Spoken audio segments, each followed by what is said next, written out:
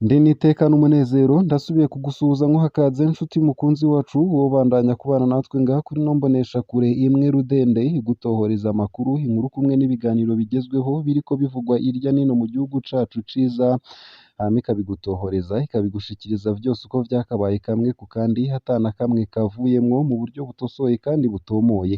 Ndaguhaye ikaze, ndakwipfurije kubandanya uragira umwaka mushasha mwiza no kubandanya uragira ibihe vyiza. Ndaguhaye mwiriwe neza cange mwaramutse bivanye n'aho udukurikira uherereye. Turi ku munsi wa kane igenekerezo rya kane z'ukwezi kwa Nzero umwaka w'ibihumbi 2024. Utegerezwa gusa kumanuka munsi y'ino video hama ugafyonda imbere y'ijambo Isange TV, urafyonda ahanditse ijambo s'abone canke subscribe bivanye na YouTube ukoresha, hama uba uduhaye intererano yawe yo kuja turakuronsa amakuru, ibiganiro kumwe n'inkuru tubandanya gushikiriza bivugwa irya nino mu gihugu cacu ciza ndetse no hakurya y'imbibe z'igihugu cacu ciza mu yandi makungu. Ndaguhaye ikaze rero. Ano makuru rero arabashimikiye ku ngingo nkuru zikurikira. Ndi butangurire kuri ino nkuru ibabaje inateye agashavu iriko iravurwa cane ngaha mu gihugu cacu ciza c'u Burundi.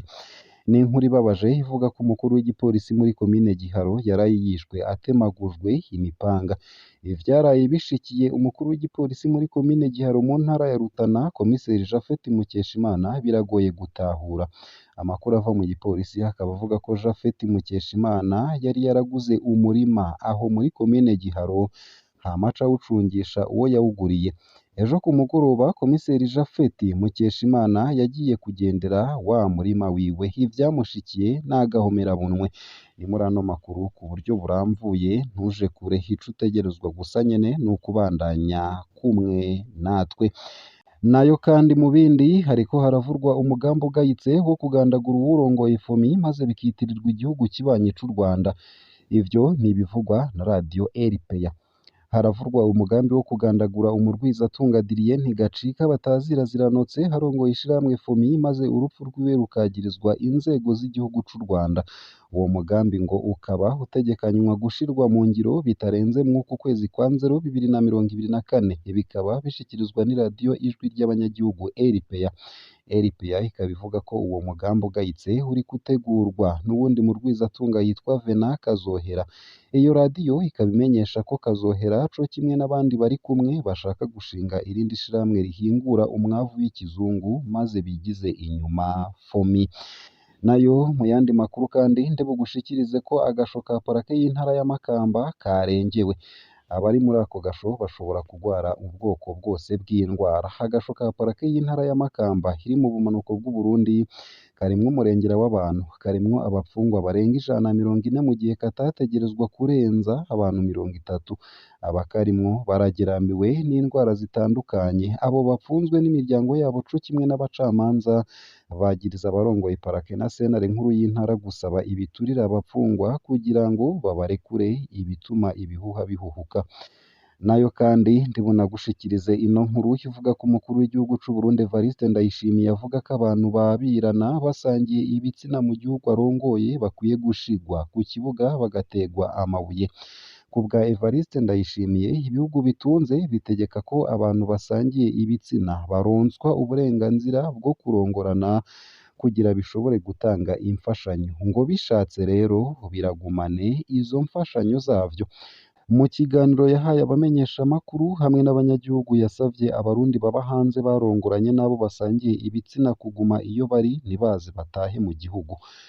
Isayo gusa, ayo hamwe n'ayandi ni mu kanya mu buryo bw'idonido, ntuje kure. Ico utegerezwa gusa ni ukubandanya kumwe natwe ugafyonda s'abone canke subscribe nawe utarafyondako, hama ukabandanya ushikirwa n'ano makuru kamwe ku kandi, umwanya ku mwanya kandi ku gihe. Nunyemerere ntangure ano makuru ku buryo buramvuye, ntanguriye kuri ino nkuru ivuga ko umukuru w'igipolisi muri komine Giharo yaraye yishwe atemagujwe imipanga. Ibi vyaraye bishikiye umukuru w'igipolisi muri komine Giharo mu ntara ya Rutana, komiseri Japhet Mukeshimana, biragoye gutahura. Amakuru ava mu gipolisi avuga ko Japhet Mukeshimana yari yaraguze umurima aho muri komine Giharo aca awucungisha uwo yawuguriye. Ejo ku mugoroba komiseri Japhet Mukeshimana yagiye kugendera wa murima wiwe, niho umwe yagurira umurima yamubwira ngo namurindirire kwibarabara gato aragarutse. haciye akanya abari mu murima boba baragiye kurondera umwe ajejwe kuwucunga bamumenyesha ko babuze irengero rya komiseri. Abagiye kuraba basanze komiseri Japhet Mukeshimana yatemagujwe imipanga mu mutwe. Hano rero hari vyinshi bitumvikana. Ica mbere co n'ingene intwazangabo itwara igipolisi mw'ikomine Nzima yigendana ku mugoroba. Vyagenze gute ngo komiseri Japhet Mukeshimana abe yari wenyene? Aba bavuze ngo barabuze irengero rya komiseri, vyari bigenze gute? Uwujejwe gucunga umurima yari mu biki ako kanya? Igipolisi kivuga ko catanguye amatohoza kandi ko kimaze gufata abantu 8 barimwo umukenyezi w'uwari ajejwe gucunga umurima wa komiseri Japhet Mukeshimana. Uyu mugabo we kugeza ubu ntaraboneka. Turahojeje umuryango wabuze, abomenya ibinyagije muri iryo gandagurwa botwandikira. Ni inkuru ibabaje, ni n'inkuru kandi iteye agashavu. Nayo kandi hariko haravurwa umugambi wo kugandagura uwurongoye FOMI maze bikitirirwa igihugu kibanye c'u Rwanda. Haravurwa umugambi wo kugandagura umurwizatunga Adrien Ntigacika batazira ziranotse harongoye ishirahamwe FOMI maze urupfu rwiwe rukagirizwa inzego z'igihugu c'u Rwanda.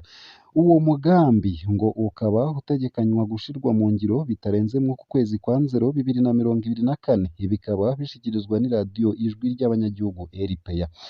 RPA ikaba ivuga ko uwo mugambi ugayitse uri gutegurwa n'uwundi murwizatunga yitwa Venant Kazohera. Iyo radiyo kandi ikaba imenyesha ko Kazohera co kimwe n'abandi bari kumwe bashaka gushinga irindi shirahamwe rihingura umwavu w'ikizungu maze bigize inyuma FOMI. RPA ikaba ivuga ko hagati y'iminsi mikuru ya Noheli n'umwaka mushasha w'2024 umurwizatunga Venant Kazohera azwi nka Somambike wa Perezida Ndayishimiye yabwiye abantu ko vyanga bikunda uwurongoye uruganda FOMI Adrien Ntigacika batazira ziranotse ategerezwa kwicwa bitarenze uku kwezi kwa Nzero 2024. Amakuru RPA yakuye mu begereye umurwizatunga Kazohera ngo imvo nyamukuru yoba ari urudandazwa rw'ifumbire kubera uwo Venant Kazohera n'uwundi murwizatunga yitwa Olivier Suguru bariko bubaka urundi ruganda rw'ifumbire ruri mu ntara ya Gitega. Kubera ko bivurwa ko Perezida Ndayishimiye yafisemwo imitahe muri urwo ruganda rushasha ruriko rurubakwa i Gitega, Venant Kazohera avuga ko Perezida Ndayishimiye yashigikiye uyo mugambi wo kugandagura uwutwara ishirahamwe FOMI risanzwe rihingura umwavu w'ikizungu mu Burundi co kimwe no mu bihugu vy'akarere nka Tanzania. Radiyo RPA ikaba ivuga ko igitangaje kandi giteye amakenga hari ukuntu uwo Venant Kazohera avuga ko vyateguwe ko igandagurwa rya ziranotse ritegekanijwe kwagirizwa igihugu kibanye c'u Rwanda, aho bazovuga ko yagandaguwe n'abantu b'Abanyarwanda. Ivyo bikaba bije inyuma y'ijambo ry'umukuru w'igihugu Evariste Ndayishimiye aho aherutse kwagiriza u Rwanda ko rushigikiye imirwi y'abahungabanya umutekano mu gihugu c'u Burundi. Ngayo nguko amakuru ariko aravurwa. Nayo kandi mu yandi makuru bomenya ko agasho ka parake y'intara ya Makamba karengewe. Abari muri ko bashobora kugwara ubwoko bwose bw'indwara. Agasho ka parake y'intara ya Makamba iri mu bumanuko bw'u Burundi karimwo umurengera w'abantu, karimwo abapfungwa barenga 140 mu gihe katategerezwa kurenza abantu 30. Abakarimwo barageramiwe n'indwara zitandukanye. Abo bapfunzwe n'imiryango yabo co kimwe n'abacamanza bagiriza abarongoye parake na senere nkuru y'intara gusaba ibiturira abapfungwa kugira ngo babarekure, ibituma ibihuha bihuhuka. Kubwabo mu miryango y'abo bapfungiwe mu gasho ka parake ya Makamba n'abo mu gisata c'ubutungane, abo bapfunzwe barageramiwe n'indwara z'ubwoko bwinshi bivuye ku bitigiri vy'umurengera. Abarongoye parake na senere nkuru y'intara ya Makamba bagirizwa gusaba ibiturire kugira ngo barekurwe, ibituma ingorane ziyongera. Icumba cubatswe kigenewe kwakira abantu 30 gusa kirimwo abantu barenga 140 ubu. Uko akaba ariko bagaragaza umubabaro. Nk'umuti bamwe mu bapfungwa baryama mu kazu ka surwumwe bacurikiranye, abandi nabo bakaryama mu mpome bifashishije imiryango barambika ku mpome z'ako kazu ka surwumwe. ku bwa bamwe mu bacamanza i Makamba abapfungiwe muri ako gasho k'intara benshi barejejwe abandi nabo bapfunzwe ata rubanza canke dosiye bafise. Umushikirizamanza wa Repubulika mu ntara ya Makamba n'uwurongoye sentare nkuru y'igihugu muri iyo ntara baragirizwa kuba ataco bashoboye canke kurya ibiturire. Nta mupfungwa n'umwe uko yoba akenye kose ashobora kurekurwa adatanze n'imiburiburi ibihumbi 10 y'amarundi. Ivyo biraraba kandi n'abejejwe. Uko akaba ariko bivugwa n'abacamanza bavuganye na SOS Media Burundi dukesha iyi nkuru. Ku bantu bafise uburyo, abo bajejwe ubutungane barashobora gusaba ayashika ibihumbi 500 y'amarundi ku bw'amasoko ya SOS Media Burundi dukesha iyi nkuru. Abacamanza hamwe na bamwe mubo mu miryango y'abo bapfunzwe bakaba basaba abarongoye igisata c'ubutungane gukora ibishoboka kugira ngo iyo ngeso iranduranwe n'imizi imbere yo kuzezwa amabanga yo kurongora sentare nkuru y'intara ya Makamba. Aloyizi Ntibishimirwa yari yahagaritswe aranafungwa kuko yafatanywe amafaranga ibihumbi 50 y'igiturire. Uko akaba ariko twamenye. Umuvugizi w'ubushikiranganji bujejwe ubutungane ntitwamuronse ngo yishure ku bibazo vyacu. Ngaha akaba ariho nsoreje ano makuru nari naguteguriye ariko avugwa irya nino mu gihugu cacu ciza c'u Burundi ndetse yewe no hakurya y'imbibe z'igihugu cacu mu yandi makungu. Ndakwipfurije kubandanya uraroranirwa no kugira ibihe vyiza ndetse n'umunsi mwiza.